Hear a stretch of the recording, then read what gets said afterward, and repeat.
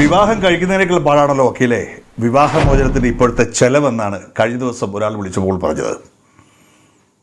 അദ്ദേഹം പറയുന്നത് ഒരു വിവാഹമോചന കേസിന് ഭയങ്കര എക്സ്പെൻസീവാണ്, വക്കീലന്മാരൊക്കെ കള്ളന്മാരാണെന്നാണ് പുള്ളിയുടെ അഭിപ്രായം.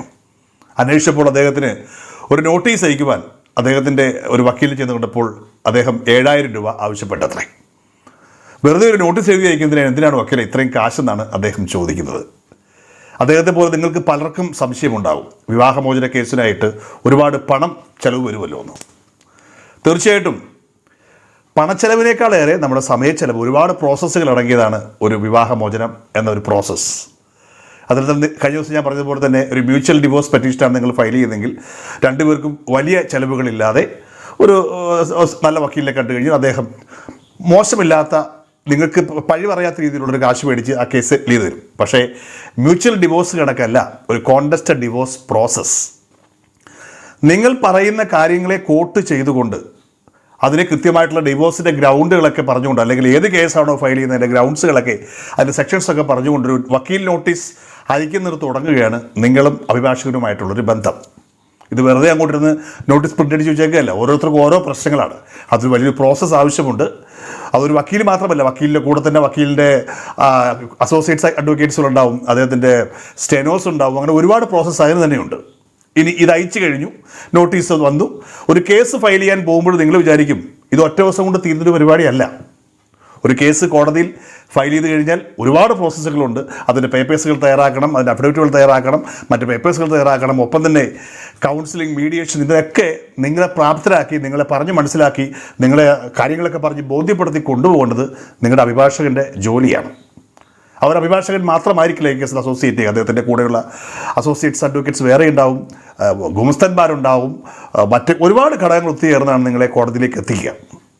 എന്ന് വെച്ചാൽ ഒരു സാധാരണ കോണ്ടസ്റ്റഡ് ഡിവോഴ്സ് മിനിമമാണ് ഞാൻ ഈ പറയുന്നത്, ഒരു 5 വർഷമെങ്കിലും കോടതി കയറി ഇറങ്ങേണ്ടി വരും, അത്യാവശ്യം നല്ല ഗ്രൗണ്ട്സുകളൊക്കെ ഉള്ള കേസാണെങ്കിൽ. ഇനി അത് 10-15 വർഷം വരെ നീണ്ടുപോയ കാര്യങ്ങളുണ്ട്. അത് വക്കീലന്മാരെ കുഴപ്പം കൊണ്ടായിരിക്കില്ല മിക്കവാറും. നിങ്ങളുടെ എതിർഭാഗം നിങ്ങൾക്ക് പണി തരാൻ എന്ന് ഉദ്ദേശിച്ചുകൊണ്ട് തന്നെ ആയിരിക്കാം ചിലപ്പോൾ അവർ തരാത്തത്. അതിൽ ഒരുപാട് കാര്യങ്ങളുണ്ടാവാം. അപ്പോൾ ഓരോ വക്കീലും നിങ്ങൾക്ക് വേണ്ടി സമയം കണ്ടെത്തി ഓരോ കോടതി, നിങ്ങൾ ഏത് കോടതിയിലാണ് അവിടെ പോകേണ്ടി വരും. ഒരു വാർക്കപ്പണിക്ക് പോകുന്നയാൾക്ക് വരെ കൃത്യമായിട്ട് കാശുള്ള ഈ കാലഘട്ടത്തിൽ ചിലപ്പോൾ ഒരു വക്കീൽ നിങ്ങളുടെ ഒരു കേസിന് വേണ്ടി ചിലപ്പോൾ 3-4 മണിക്കൂർ ആ കോടതിയിൽ നിൽക്കേണ്ടി വരും. നിങ്ങളെപ്പോലെ തന്നെ മറ്റ് കേസുകളോ വിളിച്ചുകൊണ്ടിരിക്കുകയാണ്, ദിവസം ഒരുപാട് കേസുകളാണ് ആ കോടതിയിൽ വിളിക്കുക. ഇനി സുപ്രധാനമായ ഒരു ചോദ്യം, ഇത് നിയതമായിട്ടുള്ളൊരു ചാർജ് ഉണ്ടോ എന്നാണ്. പലപ്പോഴും നിങ്ങൾ ക്ലയൻസുകൾ ഒരു വക്കീലിനെ സെലക്ട് ചെയ്യും, കുറേ മാനദണ്ഡങ്ങളൊക്കെ നോക്കും. പേര് കേട്ട വക്കീലാണെന്ന് ചോദിക്കും. മറ്റ് കേസുകളൊക്കെ വിജയിച്ച നിങ്ങൾ ആദ്യം നോക്കുന്നത് തന്നെയാണ് അദ്ദേഹത്തിൻ്റെ പേരും പെരുമയുമാണ്. എത്ര കേസുകൾ അദ്ദേഹം വിജയിച്ചിട്ടുണ്ട്. ഇപ്പോൾ ഒരു ഡിവോഴ്സ് പെറ്റീഷനാണ് ഫയൽ ചെയ്യാൻ പോകുന്നതെങ്കിൽ നിങ്ങൾ ആദ്യം നോക്കുന്നത് എത്ര പേരെ പിരിച്ച വക്കീലുണ്ടെന്നായിരിക്കും നിങ്ങൾ നോക്കുക. അങ്ങനെയെന്ന് അദ്ദേഹത്തിൻ്റെ ഫീസ് കേൾക്കുമ്പോൾ പറയും, ഓ അത്രയും ഇല്ല, അപ്പോൾ നിങ്ങളിനി പ്രാക്ടീസ് തുടങ്ങി ജൂനിയർ വക്കീലിനെ കാണാൻ പോവുക. അതുമില്ല. നിങ്ങൾക്ക് ഏറ്റവും മെച്ചപ്പെട്ട സർവീസ് വേണം താനും, പക്ഷേ പണം മുടക്കുവാൻ നിങ്ങൾ തയ്യാറുമല്ല. എല്ലാവരും അങ്ങനെയാണെന്നല്ല, കുറച്ച് ആൾക്കാരെങ്കിലും. അവിടെയാണ് പലപ്പോഴും ഈ വക്കീലും കക്ഷിയും തമ്മിലുള്ള പ്രശ്നങ്ങൾ ഉടലെടുക്കുക.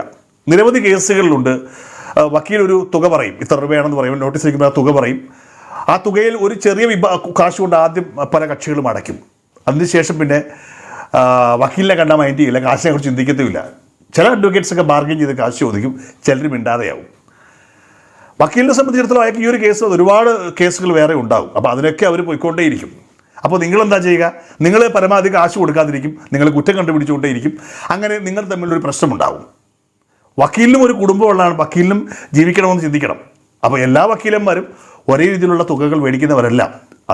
അത് ഓരോ വക്കീലന്മാരുടെയും ഇഷ്ടമാണ് അവർ എത്ര തുക മേടിക്കണമെന്നുള്ളത്. ഇതൊരു നിർബന്ധിതമായിട്ടുള്ള കാര്യമല്ല. നിങ്ങൾക്ക് ഇഷ്ടമുള്ള ആളിനെ സെലക്ട് ചെയ്യാം.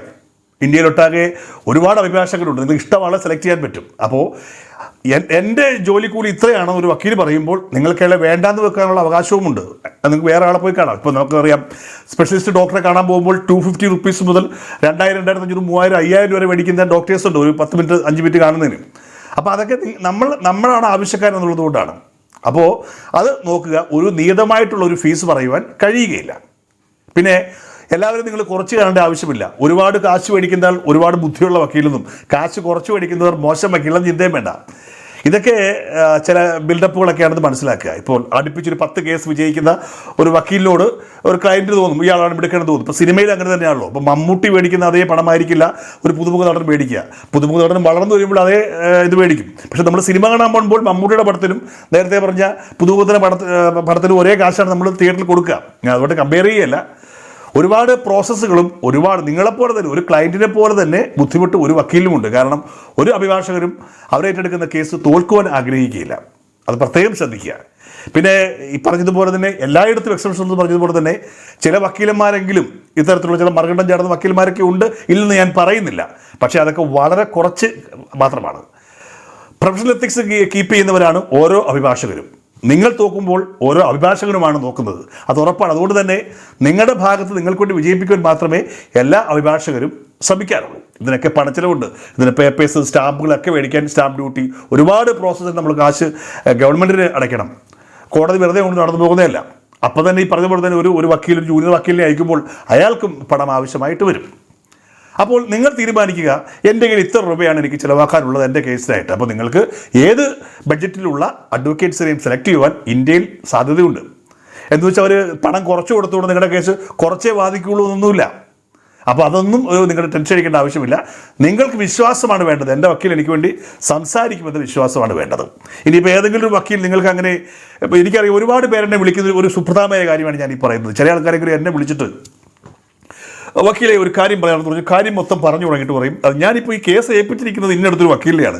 അതായത് മറ്റൊരു വക്കീലിനെ കേസ് ഏൽപ്പിച്ച അയാൾക്ക് പണം കൊടുത്തിട്ട് എന്നെ വിളിച്ചിട്ട് അതിൻ്റെ ശരിയും തെറ്റും അന്വേഷിക്കും. അല്ലെങ്കിൽ എന്നെപ്പോലുള്ള എൻ്റെ കൂടെയുള്ള പാനലിലുള്ള വക്കീലന്മാർ ശരിയും തെറ്റും വിളിച്ച് അന്വേഷിക്കും. ഒരിക്കലും അങ്ങനെ ഒരു വക്കീലും മറ്റൊരു വക്കീലിനെ കുറിച്ച് പറയാൻ പാടില്ല. കാരണം ഞാൻ മീൻ മുറിക്കുന്ന കണക്കല്ല വേറെ ആൾ മീൻ മുറിക്കുന്നത്, ഞാൻ മീൻകറി വെക്കുന്ന കണക്കല്ല വേറെ ആൾ മീൻകറി വെക്കുന്നത്. നിയമം ഒന്നാണെങ്കിലും ഓരോ അഡ്വക്കേറ്റ്സും ഓരോ കേസുകളും ഡീൽ ചെയ്യുന്നതിന് അവരുടേതായ രീതികളുണ്ട്.